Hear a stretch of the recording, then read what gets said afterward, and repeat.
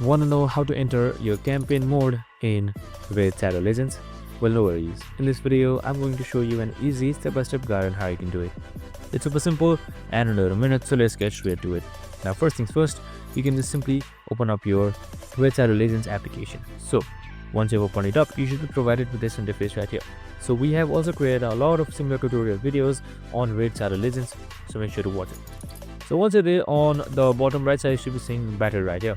So, it should be right beside champions, just simply like that. And now, once you selected battle here, you should be seeing campaign on the first one right here before anything. So this would be your first thing that you should be unlocked with if you're new. So you can just simply select that, and now you can just simply choose any level. So for now, I have this level with me right here. So you can just simply battle through campaign level by selecting battle right here, and you can choose your hero, stage 1, stage 2 or stage 3.